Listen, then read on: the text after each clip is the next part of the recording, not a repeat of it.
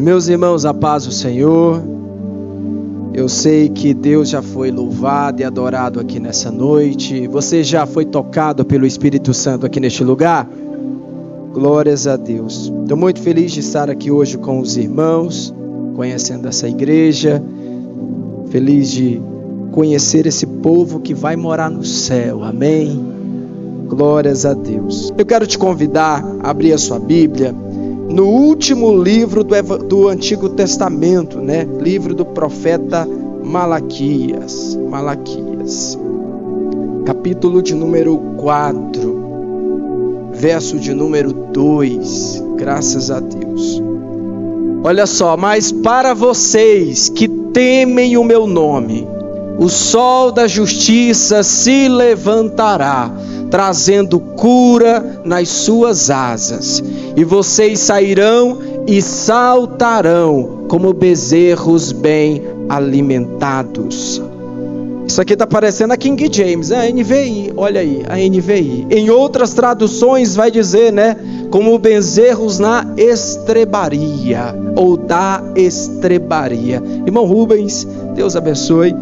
Irmãos, eu confesso que eu queria ministrar uma outra palavra hoje aqui, em dois textos do livro de Oséias e em livro também de Isaías, fazendo a mesclagem dos dois textos. E eu não mudei a mensagem aqui, mas desde lá de casa, né, pensando e meditando, mas esse texto aqui sempre no meu coração, e chegou um momento, eu parei lá e falei, eu vou voltar para aquilo que Deus quer falar conosco nessa noite. Lá em casa mesmo, parei, fui debruçar sobre esse texto uma vez mais, e Deus saltou algo aqui para a minha vida e para a sua vida, aqui nessa noite, em cima desse texto. Olha só, nessa noite o desespero não pode ser a tua esperança. A tua esperança tem que estar em Deus, porque nesse ano você vai saltar para um novo tempo na sua vida, em nome de Jesus. Esse texto aqui, irmãos, quando a gente lê capítulo de Malaquias, a gente vai ver muito, né? Quando vai se abrir o texto de Malaquias, a gente já pensa que vai abrir no capítulo 3, verso 10, onde vai falar de dízimos, de oferta. E esse texto passa muito batido por nós. E o capítulo 4, verso 2 é um texto que ele toca profundamente no meu coração. E eu tenho certeza que vai falar o teu coração também nessa noite. Olha só. Esse texto é bem claro que se a gente for olhar ele teologicamente, que não é o que eu quero fazer aqui nessa noite, ele vai estar falando de um advento futuro, ele está falando de um tempo futuro ainda, né, de uma era milenar da pessoa de Cristo. Mas eu quero trazer esse texto usando aqui também a pessoa de Israel, a nação de Israel e a igreja, para trazer a luz dessa palavra e aplicação para a nossa vida aqui no dia de hoje. No dia de hoje, olha só. Esse texto aqui, em poucas palavras, ele nos traz uma promessa tão profunda, porque são palavras tão simples que passa e a gente nem percebe, que passa e a gente nem observa a profundidade daquilo que Deus tem revelado nesse texto para as nossas vidas. A primeira coisa que nós devemos observar é que existe aqui uma bênção para nós, e essa bênção ela tem uma condicional. Muitas das coisas da nossa vida, a exemplo de 99% delas, existem condicionais. Condicional é um termo, uma condição que eu devo fazer para alcançar algo ou aquilo que eu quero, algo ou aquilo que eu preciso, algo ou aquilo que eu mereço. No trabalho é assim, na igreja é assim, em casa é assim, há sempre condições. Você quer crescer no trabalho aqui ministerialmente, foi colocado ali um telefone, você vai entrar, se cadastrar, vai ouvir o seu pastor, os palestrantes, e você vai crescer. A condição para o crescimento é sentar para ouvir, depois se levantar para falar. Esse é o termo, essa é a condição. E aqui há algumas condições, e a primeira vai dizer, mas para vós que temem o nome do Senhor. Para vocês, tem pessoas aqui que temem o nome do Senhor. para vocês que temem o nome do Senhor, há uma esperança. Há muitas pessoas que não temem o nome do Senhor. Na nossa igreja nós estamos vivenciando o templo da dupla honra, acreditando que no lugar da vossa vergonha haverá dupla honra. Mas o que nós precisamos aprender é que Deus precisa ser mais honrado. Deus precisa ser honrado nessa vida, com a minha vida, com o meu ministério, no meu trabalho, na escola, na faculdade, na igreja, aonde eu estiver, eu estou honrando a Deus, dando glória a Deus. Se o carro novo veio, glória a Deus. Se a casa nova veio, glória a Deus. Se veio bênçãos do céu para minha vida, a honra é dele, porque dele, por ele e para ele são todas as coisas. A honra e a glória é dele. Honrar a Deus. E o texto vai dizer em Provérbios capítulo 1 verso 7 que o temor do Senhor, ele é o princípio de toda a sabedoria. Você quer conhecer uma pessoa que teme a Deus? Ela pratica, quer saber, ela pratica os temor do Senhor. Ela teme ao Senhor em todas as suas decisões da vida. Ela está projetando aqui o ano de 2025, mas ela lembra da palavra de Tiago. Vocês estão dizendo que vão conquistar, vocês estão dizendo que vão crescer, vocês estão dizendo que vão prosperar, mas estão esquecendo de uma coisa que eu creio que você não esqueceu, de dizer: se Deus quiser e Ele quer, no ano de 2025 eu vou crescer, no ano de 2025 eu vou prosperar, no ano de 2025 a cura vem, a salvação, o milagre vem para minha casa e para minha família. O temor do Senhor é o princípio de sabedoria. Temer a Deus é o início de todo o processo do nosso conhecimento e maturidade. Não temer é dar característica de alguém insensato, de alguém que não tem pudor diante de Deus. Mas o texto vem dizer para vocês que temem a Deus. A Bíblia vai dizer de um homem chamado Jó, que quando Satanás se apresenta para Deus, Deus indaga ele e fala: observate o meu servo Jó. Em toda a terra não há ninguém como ele. É um ser humano íntegro, reto, justo. Ele ama e me teme, e ele também se desvia do mal. É um exemplo de alguém que temia ao Senhor. Satanás vai mais além e vai dizer: é claro que ele te teme. O Senhor tem abençoado ele, o Senhor tem dado bênção sobre a vida dele, o Senhor cercou a vida dele. É favorável Jó te honrar, é favorável Jó te obedecer. Eu li um livro e eu quero aplicar ele. Fala a frase que está lá naquele livro, que foi um dos livros que mais mudou a minha vida, do Barbosa, pastor Barbosa, esqueci o nome dele, mas o sobrenome Barbosa. Ele vai dizer: se tudo que você tem na sua vida hoje, o carro que você tem lá fora, a casa que você tem, os filhos que você tem, a saúde que você tem, se tudo que tem te tirasse tudo, e se sobrasse como se fosse pouco, apenas Deus na sua vida, você ainda diria: Deus deu, Deus tomou, bendito seja o nome do Senhor. Se tirasse tudo hoje e só existisse Deus na sua vida, você ainda honraria ao Senhor com a sua vida. Jó era íntegro, justo, amava e temia ao Senhor e se desviava do mal. Salmo 128 vai dizer: bem-aventurado ou feliz o homem que teme ao Senhor. O que é um homem que teme ao Senhor? O que ele vai ter, pastor? Qual que é a condição? Ele vai comer do seu próprio trabalho, porque o Senhor dará aos seus filhos até quando dorme. Enquanto você estiver dormindo, Deus está inquietando alguém para ir comprar na sua loja. Enquanto você está dormindo, em uma mesa de negociação, alguém está falando: vamos trazer fulano para o negócio. Enquanto você está dormindo, Deus vai estar inquietando alguém: eu vou orar por fulano para Deus abençoar e dar o que ele está precisando. Deus dá aos seus filhos enquanto dorme. Quando eu vejo um membro da minha igreja correndo de um lado para o outro e não tem tempo mais para ir para a igreja, eu começo a ficar preocupado, porque ele esqueceu dessa palavra, que Deus dá aos seus filhos até quando dorme. Trabalhe, estude, mas tenha tempo para Deus. Honre a Deus com seu tempo e Ele vai te honrar. Olha só, a sua esposa, homem que teme a Deus, ela é frutífera. Irmão, lá na casa da minha mãe tem uma vide, um pé de uva. Tem mês que eu chego lá, porque eu visito sempre minha mãe, ela mora em Senador Canedo, pastor. Tem dia que eu chego lá, o negócio seca. Você olha assim, morreu, acabou. Tem vida mais não. Tem época da nossa vida é assim, irmão. Porque lá no Salmo 1 vai dizer, né? Bem-aventurado o homem que não anda segundo os conselhos dos ímpios. Mais na frente vai falar sobre temor. Mas vai dizer que ela é como uma árvore plantada junto a ribeiros.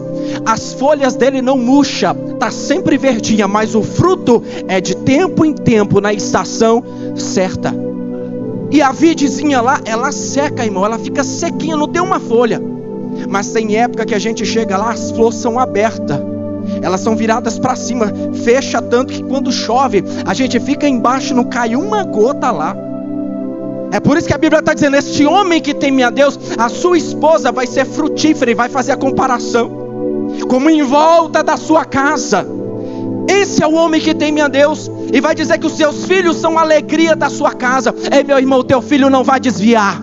Teu filho não vai sair da casa do Senhor. Se você é um homem que teme a Deus, pastor, meu filho desviou, está desviado, mas a vida dele ainda não é de Satanás. Irmão, deixa eu profetizar algo sobre a sua vida aqui nessa noite. Teu filho pode estar numa balada agora, pode estar numa cervejaria agora, pode estar lá no mundo agora. Se ele respira, ele pode estar fazendo a vontade do diabo, mas a vida dele não é do diabo. Se respira, tem graça, tem favor, tem vida que Deus tem dado para ele. Não desista e não pare da tua casa. Aleluia. A sua casa será abençoada e você vai ver os filhos dos seus filhos. O homem que teme a Deus, ele ganha muito. O homem que teme a Deus, ele ganha muito nessa terra. A mulher que teme a Deus, ela ganha muito nessa terra. Você honra a Deus, levante a sua mão. Se você honra a Deus, meu irmão, eu profetizo, sua casa será abençoada, sua família será abençoada, seus filhos são abençoados, seu trabalho é abençoado, a sua empresa é abençoada, a sua casa, a tua família é abençoada. Essa igreja é abençoada por um povo que teme ao Deus. Mas olha só, nem tudo é tão lindo, porque se a gente for olhar todo o livro de Malaquias, Deus ele vai primeiro puxar a orelha do povo para depois essa palavra de bênção. É sempre assim. Deus começa a conversar com o povo. Você já conversou com uma pessoa ingrata, irmão? Você honra, ela nunca lembra das honras que você deu. Meu sogro sempre fala, nunca honre alguém mais do que ele precisa ser honrado, porque ele nunca vai reconhecer, sempre vai achar que você é obrigado a dar para ele aquilo que já passou, já furou o teto. Olha só, Deus fala, eu vos amei. Irmão, Deus está dizendo para aquele povo, eu vos amei. Aí eles perguntam e falam assim, em que o Senhor nos amou? Eu amei você, Jacó, e em favor de você eu aborreci Esaú. E mesmo assim você está dizendo para mim que eu não vos amei. Vocês estão questionando em que eu vos amei, para você entender o tamanho da ingratidão daquele povo. Quantas vezes no culto, na sua casa, no seu lar, na Bíblia, a voz da esposa, a voz do esposo, às vezes até a voz de um filho, Deus está dizendo, eu te amo. E você está perguntando, Deus, o Senhor me ama mesmo? Está respirando filho, está respirando filha. Você está aqui nessa noite, deixa eu te dizer, a prova de amor de Cristo está aí. Os milagres estão acontecendo, você está em busca do sobrenatural. Mas olha o natural do tanto que Deus já tem feito na tua vida. Você veio para cá, não teve acidente, não teve bala perdida, não teve nada. Você veio em paz, vai voltar em paz, vai ter uma semana de paz, vai ter um ano de paz, porque Deus te ama. Eu vos amei. Segunda coisa, Deus vai dizer, o filho honra o pai e o servo a seu senhor, e eu sou seu pai. Onde está a minha honra? Deus está perguntando, cadê a minha honra? Era para você estar me honrando, e cadê a minha honra? Aí eles falam assim, em quem Deus temos desprezado o teu nome? Deus lamenta o fato que eles não estavam oferecendo que sacrifícios adequados. Deus estava dizendo, vocês estão me oferecendo pão aqui, azedo. Estão trazendo na minha presença qualquer tipo de culto, qualquer tipo de adoração, qualquer tipo de coisa, não é isso. Me honra, porque na naturalidade do pai com o patrão, o servo, os seus filhos, os seus servos estão honrando, mas cadê a minha honra? Nós honramos tantas pessoas, honramos tantas posições eclesiásticas e até lá do mundo, gerentes ou aquilo, mas na hora de honrar a Deus, Terceira coisa, Deus está dizendo: vocês estão me enfadando com essas palavras. E eles perguntam: uai, Senhor, em que temos enfadado? Porque vocês estão contradizendo o que eu estou ensinando. O meu juízo, vocês se contradizem, vocês me enfadam com essas palavras. Irmão, é ruim conversar com alguém enfadonho, né? Distorce aquilo que você fala, distorce aquilo que você está planejando. E vive falando, e Deus está reclamando disso. Olha para você ver o tanto que Deus é sincero naquilo que Ele fala.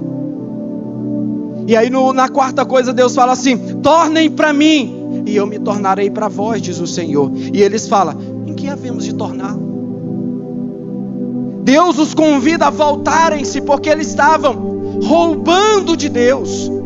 Porque a Bíblia vai dizer que é o único momento, pastor, que Deus compara, Jesus compara Deus com alguma coisa em pé de igualdade.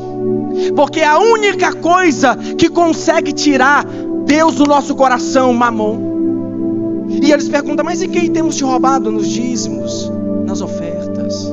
Voltem para mim,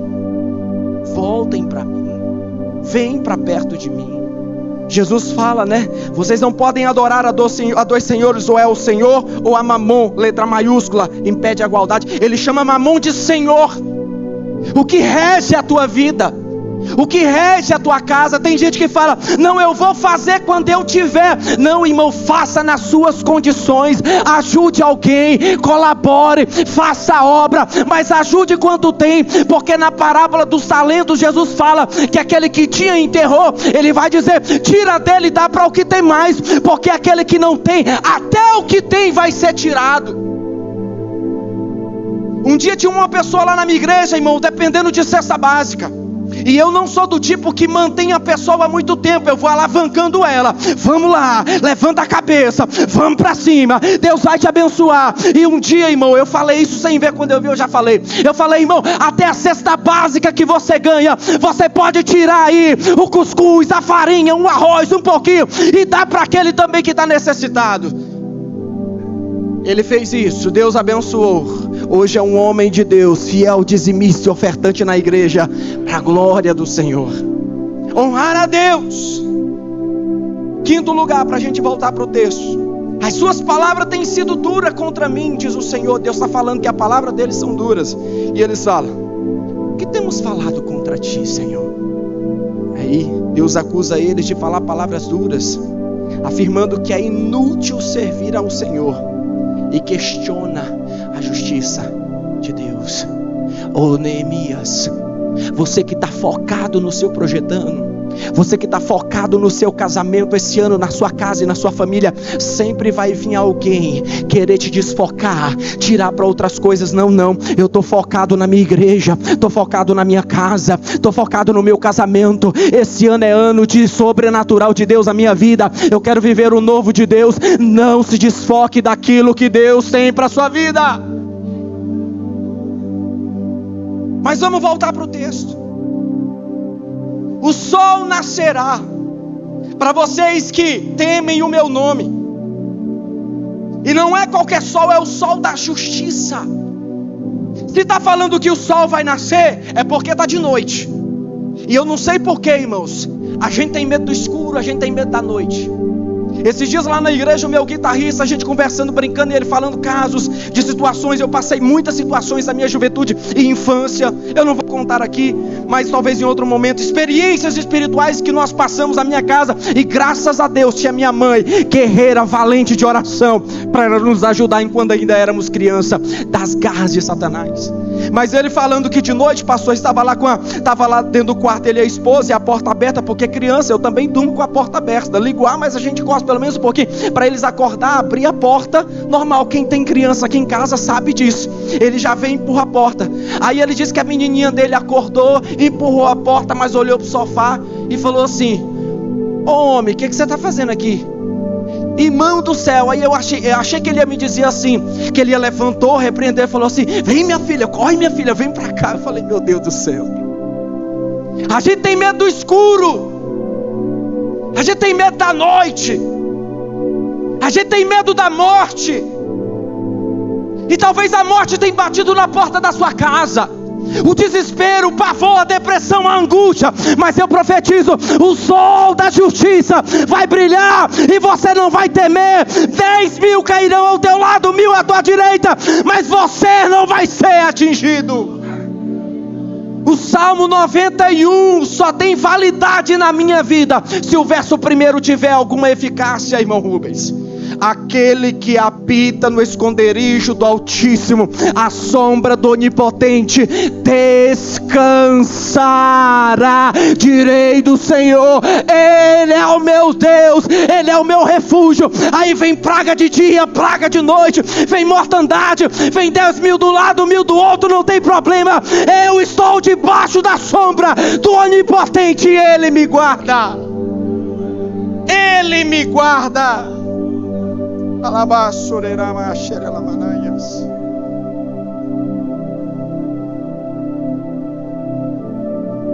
noite é difícil, irmão. Quando eu era criança, a gente tinha pavor da noite.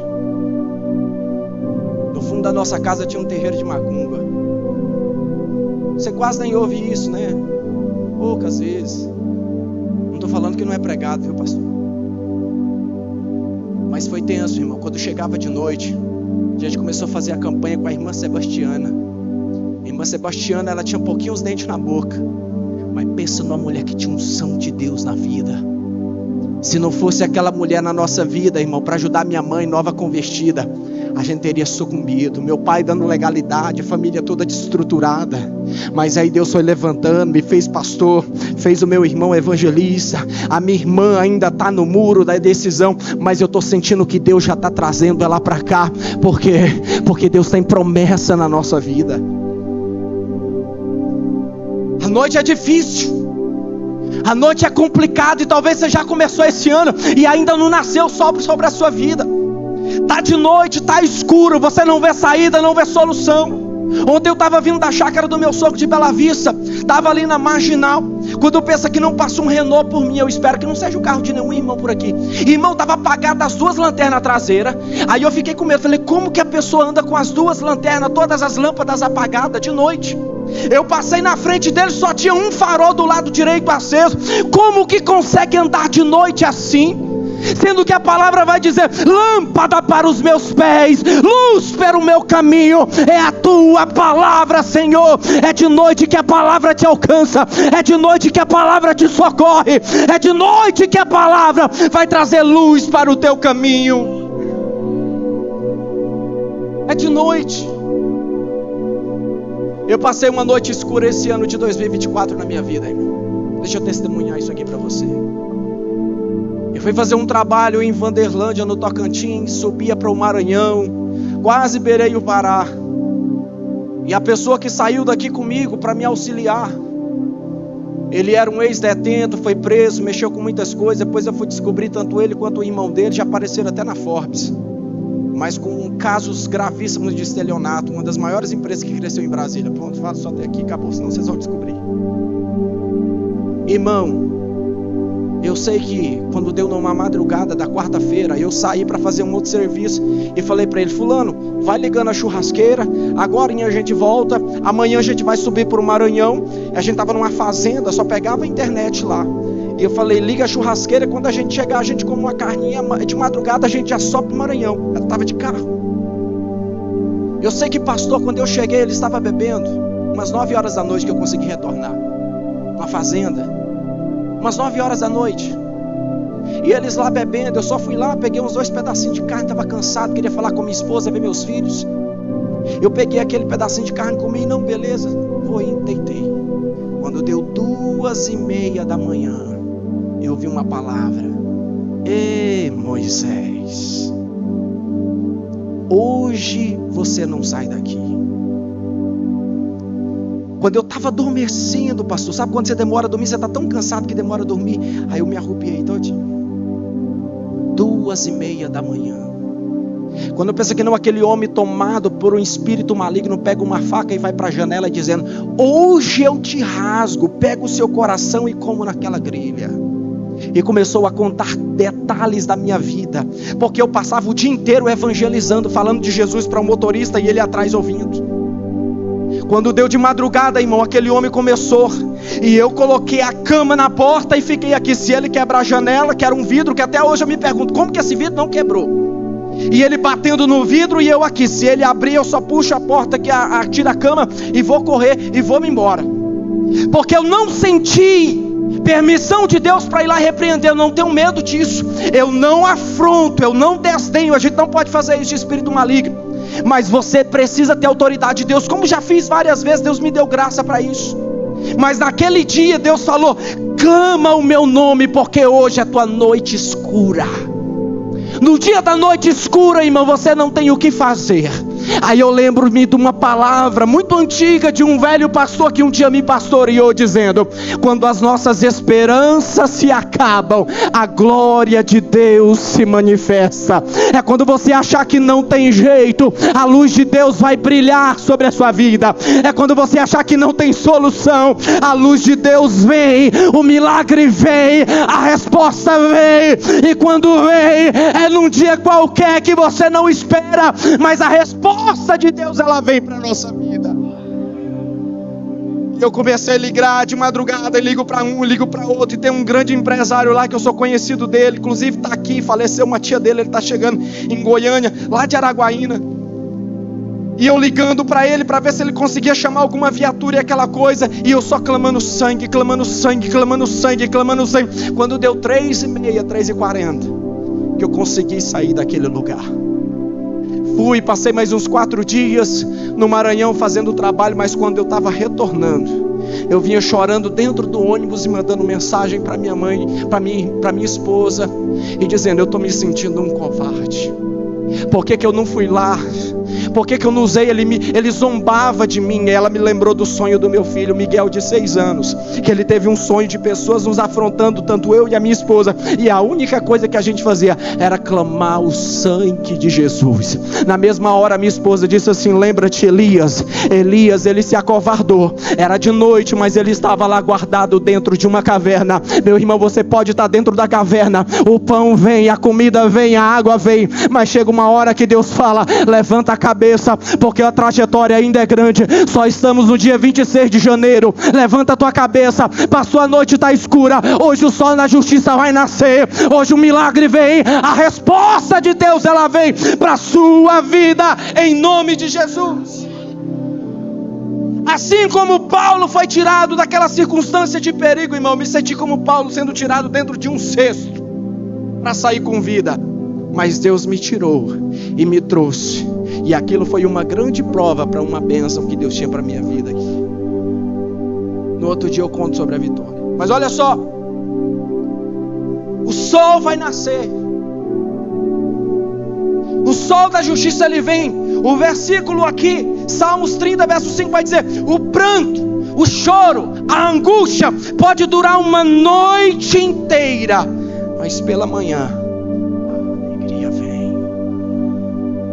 a viúva de Naim passou horas madrugada dentro, chorando pelo seu único filho. Irmão, você olha nesse texto e fala assim: uma viúva perdeu o seu único filho. Ela não estava perdendo só o filho, porque ela já tinha perdido o esposo, e agora ela estava perdendo o seu único filho. Lembra lá de Reis, capítulo 4, a viúva que chega no profeta e fala assim: teu servo do Senhor, meu marido morreu, agora os meus 2 filhos e eu herdamos a dívida. Se o Senhor não vir fazer alguma coisa, os meus 2 filhos vão ser escravos e eu vou perecer. Lá no Antigo Testamento Deus está dizendo que a gente precisa cuidar dos órfãos e das viúvas. E aqui tem uma viúva que a única coisa que ia trazer o sustento para sua casa era o trabalho do seu filho. E Jesus aparece pela manhã como o sol da justiça na cidade de Naim, dizendo: minha filha, não temas, crê somente. Olha para o menino e diz: ei, jovem,